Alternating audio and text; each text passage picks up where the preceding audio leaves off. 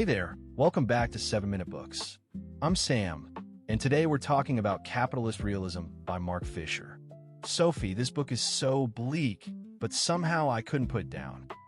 Right? It's like a diagnosis of the air we breathe. Fisher wrote it in 2009, but it feels even more relevant now. He's basically saying that we've given up on imagining any alternative to capitalism. And that's the realism part. It's not that capitalism is great. It's that we can't picture anything else. He quotes that famous line, "It's easier to imagine the end of the world than the end of capitalism." Exactly. And that's not a joke. It's a description of our collective state of mind. We know the system is broken, but we act as if it's the only option. One of the things that hit me was his idea about time. He says the future has been canceled. We're stuck in this endless present, recycling the past with reboots and nostalgia. Yeah, because without a vision of a different future, we just cannibalize the past. There's no forward motion, just an endless loop. And then he takes this into the workplace. He calls it market Stalinism.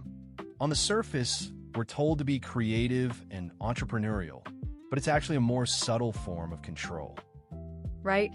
We've internalized the boss. We're supposed to police ourselves, to be our own taskmasters. And that leads to a specific kind of burnout, not just from overwork, but from having to perform our passion. And that connects to mental health. Fisher argues that the rise in depression and anxiety isn't just a medical fact, it's a symptom of these conditions. We're told our success is all on us, so any failure feels like a personal catastrophe. He's really critical of CBT, the therapy that just focuses on changing your thoughts. He says it privatizes suffering, turns a collective problem into a private malfunction so you can get back to work. And he points out that something like ADHD might be a rational response to a world that's designed to distract us. It's not that we're broken, it's that the environment is overwhelming. He's not anti-medication, but he's saying the root cause is social, not just chemical. And then he applies this to education, which is brutal. He was a teacher, so he saw it up close. He says the university has turned students into customers. They're not curious, they're anxious.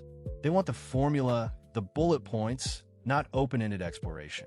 And they know it's hollow, but they play the game anyway. That's what he calls reflexive impotence. You see through the system, but you feel powerless to change it. That cynicism is a key part of capitalist realism. And then he gets into the environment, and it's haunting. He wrote before the climate crisis was mainstream. But he says we know the science. We just can't act because it would require a total change to our way of life. We're like passengers on a plane about to crash, but we're too busy watching the in-flight movie. It's a chilling image. So what's the way out?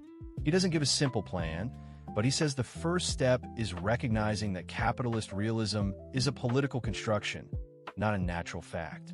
It's like a zombie ideology that no one really believes in, but we still act as if we do.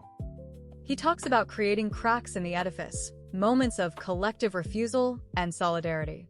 He even mentions the internet as a space for new forms of collective intelligence, not just marketing. The takeaway for me is that the feeling of suffocation, that powerlessness, isn't a personal failing. It's a political symptom. And naming it, as Fisher does, is the first step to breaking the spell. And if you want to go deeper, the whole library is over on 7minutebooks.com/app with over 6,000 fiction and nonfiction titles you can read or listen to in any language. It starts at $2.99 a month, $9.99 a year, or $19.99 once for lifetime access. This book is a map of our prison, and that's also the beginning of a map to our escape. We'll see you in the next one.